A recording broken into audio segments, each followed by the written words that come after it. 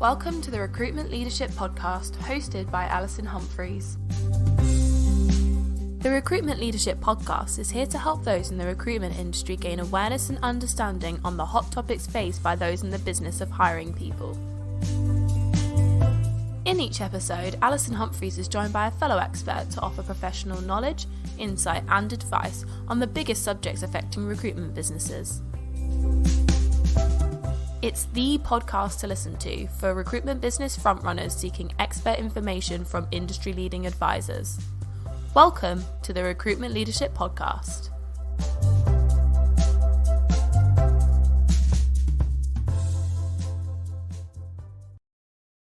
Hello and welcome to the Recruitment Leadership Podcast. Thank you everyone for joining us again. And for anyone who's a new listener, thank you for signing up. And I hope you'll get lots of value from this and future podcasts. Now, I am delighted today to be joined by a very high-profile guest who is a world thought leader with particular experience in the marketing and artificial intelligence areas as well. So Vladimer Botsvadze has an amazing CV, which I'll tell you a little more about in a moment. He is ranked #1 global marketing thought leader by the Thinkers 360 organization. He's an advisory council member at the Harvard Business Review and at the United States Artificial Intelligence Unit. I am only picking a few of the many, many accolades he's got on his profile. So Vladimer, over to you. Can you tell our audience what your story is and how you achieved such an extraordinary CV, please? Hi, Alison. It is a pleasure to be on podcast. And, when I received the invitation from you to be a guest, I was on cloud nine, and I'm ready to share my actionable and high impact strategies with your audience to help everyone to maximize their success. I have more than 15 years of internal experience with a proven track record of guiding executives and top brands worldwide to initiate change, drive growth and position brands as market leaders in their industries. I'm recognized as one of the brightest minds in digital transformation, and I continue to play a pivotal role in maximizing top brand success. I have combined my storytelling ability with my practical and unrivaled marketing expertise, and I help brands navigate the digital landscape of tomorrow. My expertise has made me a popular choice as a speaker for corporate events. As you mentioned, that I'm ranked #1 in the world. I'm advisory council of Harvard Business Review. Also, I serve on the advisory board of 3 institutes in the United States AI Institute, United States Data Science Institute, and United States Cybersecurity Institute. I'm a executive judge at Gartner Marketing and Communication Awards in London. And also I'm a startup mentor at UCLA Anderson School of Management, also UCL Enterprise and Innovation in London. And I also mentor entrepreneurs at Abu Dhabi SME Hub. I have been interviewed as a thought leader by the American Marketing Association. And last year I spoke alongside Philip Kotler at the Global Marketing Summit, where my presentation has received rave reviews. So I'm also a mentor at Takeoff Istanbul Summit in Turkey, where in Turkey they already managed to produce 6 unicorns, and they are moving forward in terms of startups and innovation. And also, I'm a career mentor at the University of Westminster. I have won more than 100 global awards. I'm among top 5 successful entrepreneurs to watch. I'm top 10 inspiring business leaders. Wow. Okay.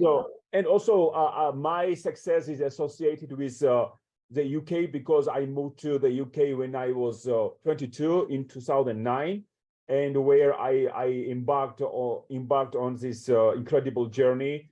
I made lifelong friends, long-standing business partnership with so many associations and businesses, and as you know, that I'm represented by more than 6-7 speakers bureaus throughout the UK. I work with Kruger-Cohn, Champion Speakers, Inspirational Speakers UK, and so many agencies. And last year, I was invited as a judge to Prolific North Marketing Awards in Manchester, and I was the only international judge who was invited in Manchester. So I'm very happy that, I consider UK my home away from home because when I speak with amazing people from the UK, we are on the same wavelengths. We share the same entrepreneurial spirit. I always reinvent myself, and it's just incredible how much we can achieve together. Right, Vladimir, that is an extraordinary set of achievements and accolades that you've achieved.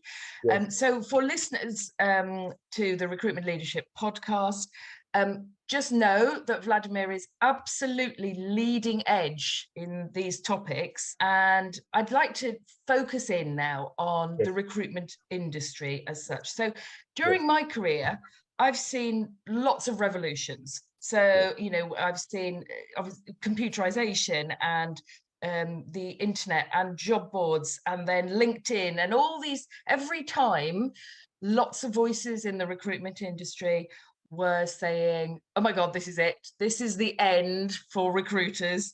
And we'll all be redundant. This revolution that we are now facing, one in which you're an expert and thought leader, is about AI. And so focusing on this sector, tell us, please, what do you think will be the impact of AI on the recruitment industry in the next 2 to 5 years? Yes, great question, Alison. Thank you. 5.1 trillion global business value will be derived from AI by 2025, and global spending on AI will double to 300 billion by 2026. According to the World Economic Forum, 90% AI workforce is not skilled, and emphasis on AI education and certifications will be more sought after in the future. Chatbots will become more efficient by enabling personalized interactions, intelligent reviews, and resolutions. For example, ChatGPT is the most tried AI tool, and users stick to it. 85 million jobs will be replaced by AI in 2025 in medium and large businesses across 6 economies and 15 industries, and 50% of employers are expected to accelerate the automation of some roles in their companies. And 43% of businesses say that they are set to reduce their workforce due to technology integration. And what are the top 10 skills of 2023 by the World Economic Forum? First is analytical thinking. Second is creative thinking. Then it is followed by resilience, flexibility, agility. Fourth is motivation and self-awareness. Fifth, curiosity and lifelong learning. It doesn't matter what we do. We need to be curious. We need to focus on lifelong learning, which is a bedrock of my growth. The sixth skill is technological literacy. Seventh is dependability and attention to detail, followed by empathy and active listening, leadership and social influence, and quality control. And organizations expect AI boom to reinvigorate growth. And for example, what are the top 10 cities for AI in the UK? London, Reading, Cambridge, Manchester, Brighton, Oxford, Edinburgh, Leeds, Birmingham, Bristol, because they are creating more AI companies. 77% of consumers use for example, AI-powered service or device, and I believe that about 6 in 10 Americans believe that AI will have a major impact on workers generally, but only 28% believe that it will have a major effect on them personally. 84% of businesses must implement AI to maintain competitiveness in industry. And US workers, for example, would want AI to completely take over the following tasks. For example, data processing, automate digital tasks, information discovery, mistake reduction, process simplification, automate physical tasks, and problem solving. So as you can see, AI is integrated into recruitment on a daily basis. Every company should become AI company in the future. It doesn't matter even if it's a recruitment company. Every company should become an AI company. And I believe that 85% of organizations that fail to scale AI, they will not be in business in the foreseeable future. And this is coming at us really, really quickly now, isn't it? So listeners may want to actually listen back to all the statistics that Vladimir's just produced there. I'd like to drill down on just a couple And you may want to play it back at a slower pace if you're listening to the podcast. But first of all, you said there, Vladimir, I jotted down 85 million jobs you think will be replaced by AI in the next 2 to 5 years. That means that there'll be meta changes, as well as people asking, well, hang on, which are the jobs most likely to be replaced? The other thing that it suggests is that there will be a lot more applicant availability, or does it? Is that what that figure suggests to you? Alison, AI in recruitment, it is like an innovation meets opportunity, and what are the benefits of AI recruitment? For example, uptime in workflow, cost reduction per screen, a decrease in turnover, and increase in revenue per employee.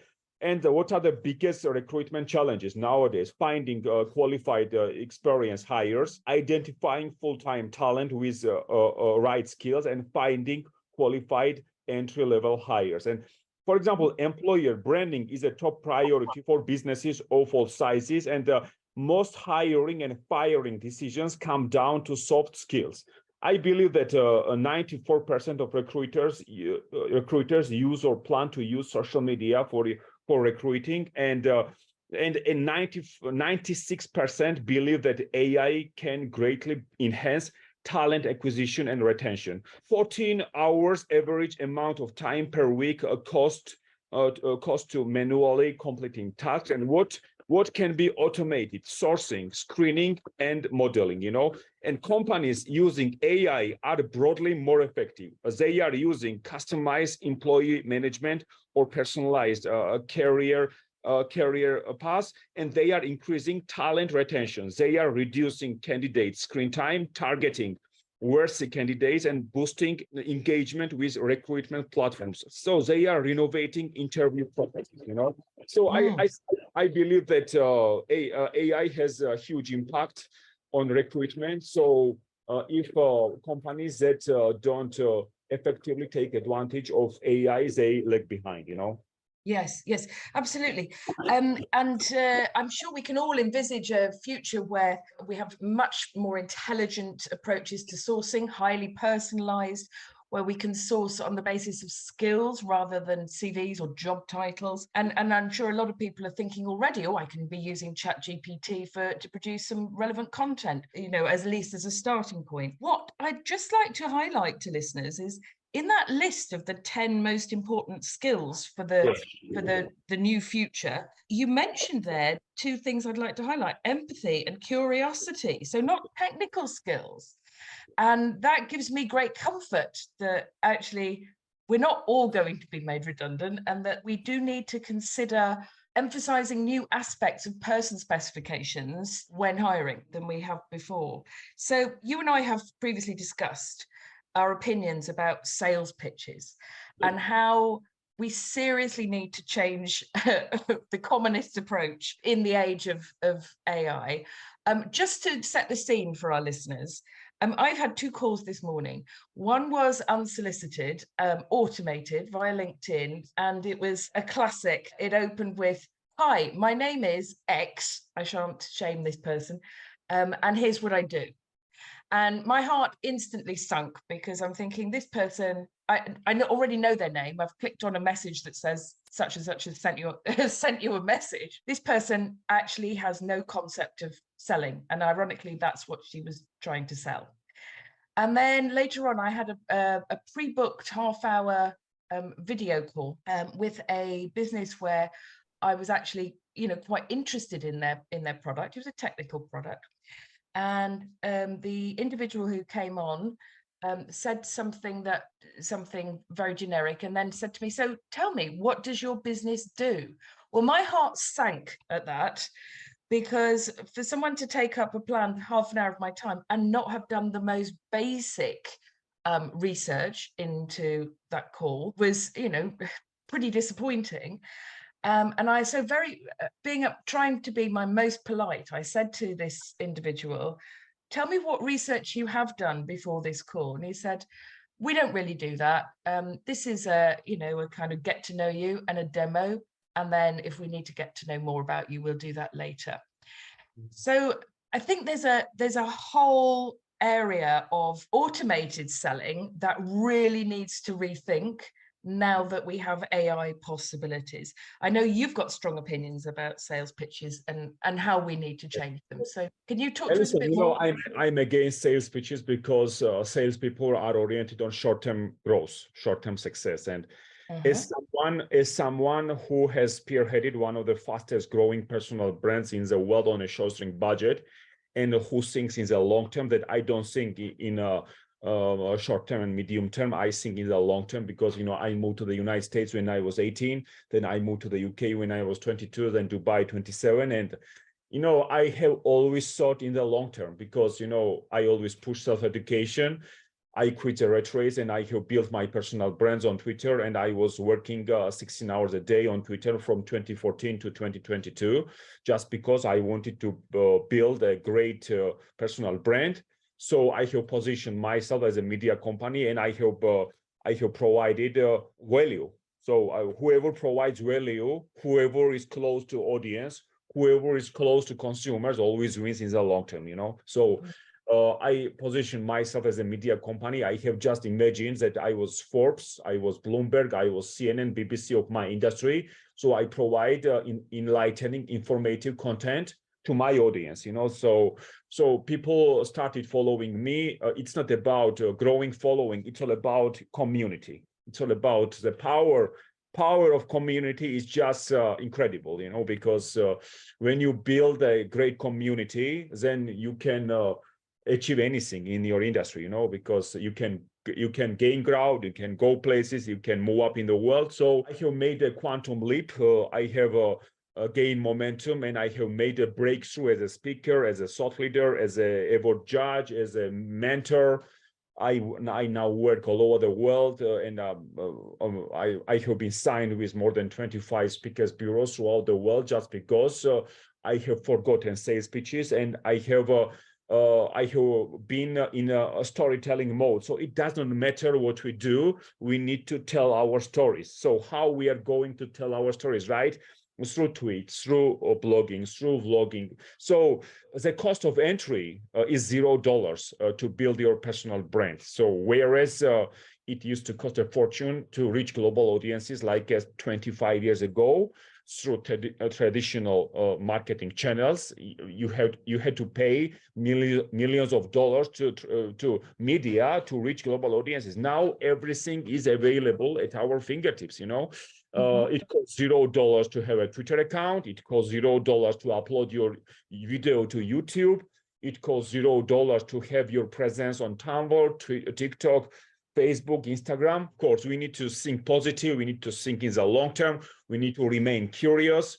We need to pick brain of successful people, because I believe that if we think that we are the smartest person in the room, we are in the wrong room, and we need to change our circle. We need to surround ourselves with people who are curious. So as you mentioned, the fifth skill by the World Economic Forum is curiosity and lifelong learning. So I believe that lifelong learning and curiosity have been the bedrock of my growth, because I never depended on formal education, on formal degrees, and I have learned a great deal from Elon Musk about his work ethic, that he worked like 100-hour work weeks, and other people used to work like 40-hour work weeks. And Elon Musk turned all the tables just because he was working like hell. He was going into overdrive, and he put his shoulder to the wheel. So Elon's efforts has paid off, because he was he was thinking in the long term. So I believe that I'm now 36, right? So in retrospect, I worked like 16 hours a day in the last 15 years, because I love what I'm doing. I'm passionate about what I do. I have told my stories through different channels, and I have been invited to conferences, to masterclasses, and I have made my dreams come true, that I have been signed with global speakers agencies throughout the world. And when I see myself a champion speaker in the UK, Las Vegas Speakers Bureau, All American Speakers, of course, my effort has paid off, because I was pushing from 2014 to 2021 on Twitter to build my personal brand, whereas people used to denigrate Twitter brand building, Instagram brand building, and when they used to hang out at bars and nightclubs, I was working like hell, So I'm very proud of my journey that I have paved my path and I have navigated my field. These ecosystems through my courage, perseverance, persistence, sleepless nights, and I was sleeping like 4 hours a day in order to build a personal brand. So I'm very happy that I did not spend millions of dollars on building my personal brands, and I just built my website. I just tweeted. I uploaded 45 videos to YouTube, and I gained thousands of views, and I have been signed with American and international speakers agencies. And so I believe that success depends on backbone, not wishbone. So we need to be disciplined. We need to choose curiosity, optimism. And also our surrounding is very important, Alison, our surrounding, because, our surrounding truly determines our future. So I always try to separate the good from the bad. I mean, I take risks, so you can make an omelet without breaking eggs. I understand. So of course, we need to. There have been lots of trials and tribulations behind my success, and but I have always chosen optimism. That I was learning from the best, and of course London has been the bedrock of my growth, because it just like that I'm like a fish in the water when I'm in the UK, and I love everyone in the UK. To what extent the UK, what the UK has given to the world, it's just unparalleled in my book. Strong message there, Vladimir, that I just want to draw the audience's attention to is what you said was stop doing sales pitches and start creating valuable content, valuable, enlightening content out through multiple channels. And effectively what you're saying is sort of build your brand and people will come to you. Is that right? Yes, it's all about building your brand. For example, Nike is Nike because of storytelling, and because Nike has been in a branding, marketing, and storytelling mode in the last 30 years, because they collaborate with athletes to tell the best stories. So it should be a great inspiration to us to tell our stories and position ourselves as media companies and the brand builders, not salespeople. So we must forget sales pitches, and we must start telling our stories. So the entire world will come to us to work with us because we are in storytelling mode and we provide value. So we must provide value to audiences online. We must provide value.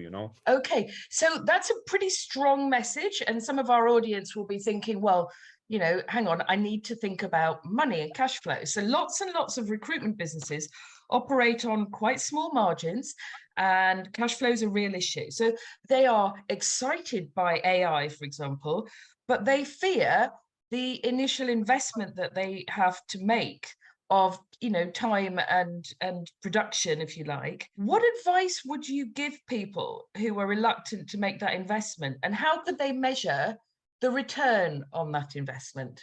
Yes, great questions, Alison.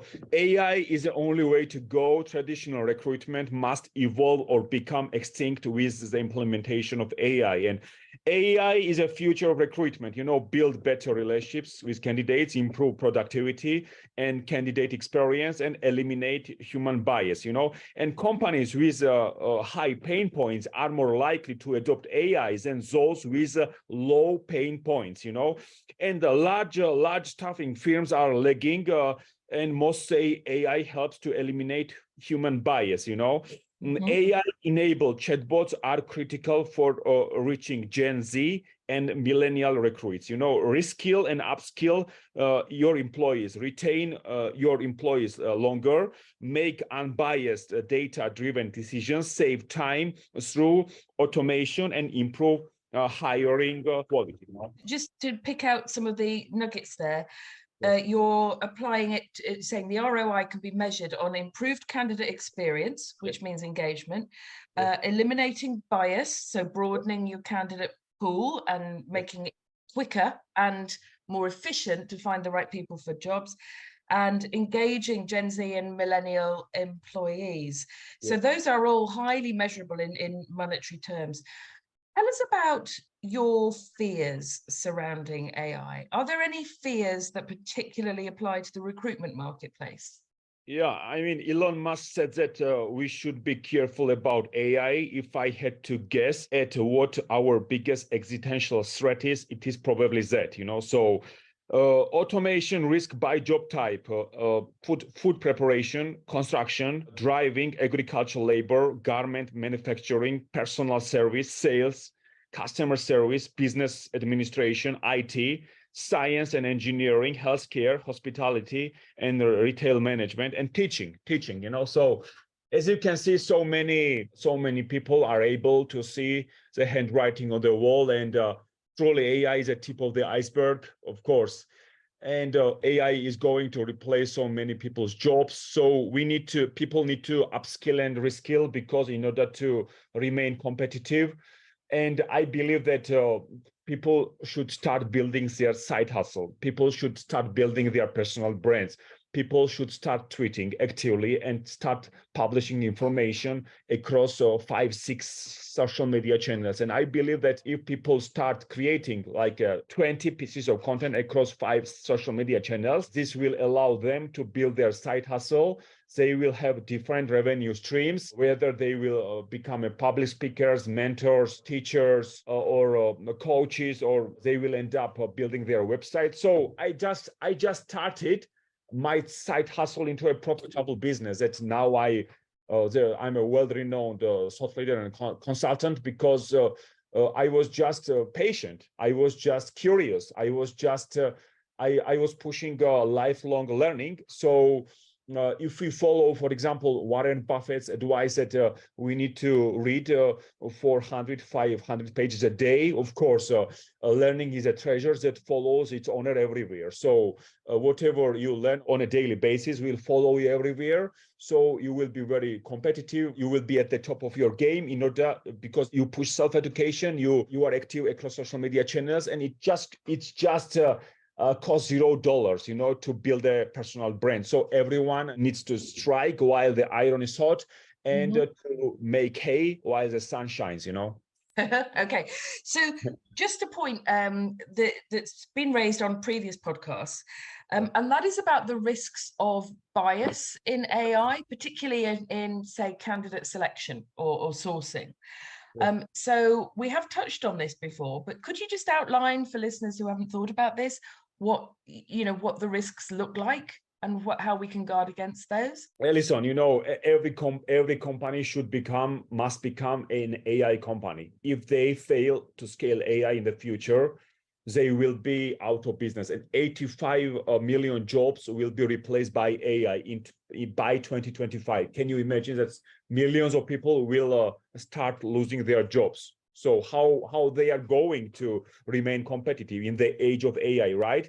Because they need to depend on soft skills, because our competitive advantage is still soft skills, I believe. Soft skills, curiosity, lifelong learning, empathy. Those skills are very important by the world economy, and analytical thinking, creative thinking, resilience, flexibility, and agility, motivation. We need to have self-awareness, because self-awareness is very important. We need to be convinced in our abilities that when we start hitting the ground running, we will go the extra mile. We will achieve our goals. So it's very important. Also, attention to detail. Everything is all about thinking in the long term, Alison. I think thinking in the long term, because Jeff Bezos built Amazon because Jeff Bezos was very consumer-centric. Jeff Bezos was very patient, experimental. Jeff Bezos says that if we double experiments we do per year, we are going to double our inventiveness. So the more experiments, the better. The more content we publish, the more successful we become. So recruiting companies should create more content. I mean, the more content they create in the long term, the more successful they become. They need to position themselves as media company, I mean, nobody cares about sales pitches. They need to have podcasts like as you do, because I think you think in the long term. That's why you have amazing podcasts. You invite amazing experts to your episodes, and you share, you publish information. So we need to position ourselves as a media company, Alison, as a media company. So one of the things I'm going to take from that, though, is when I mentioned about the bias in AI, you talk about Jeff Bezos and curiosity and experimenting. So while lots of the AI that's available right now isn't perfect, it's getting perfected so rapidly that we shouldn't let that stop us using it. Don't wait for perfection. Start using it now. Okay, Vladimir, there's a lot to unpack in there. Thank you so much. I know listeners will want to go back and listen to this, perhaps slow down and take some notes. You have a social media following of about 130,000 people.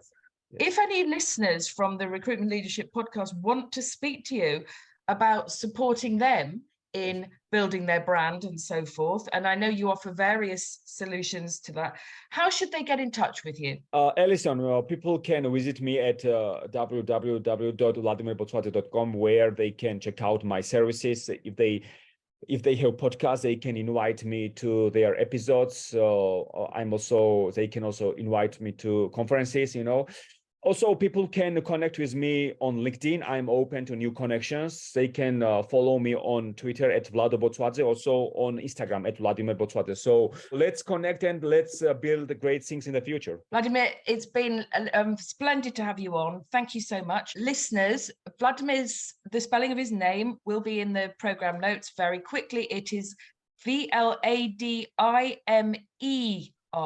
and then Botsvadze, Botsvadze. If you're looking for him. I hope that's been of interest to you. Thank you for joining us. Vladimir, thank you so much for being my guest. Thank you so much.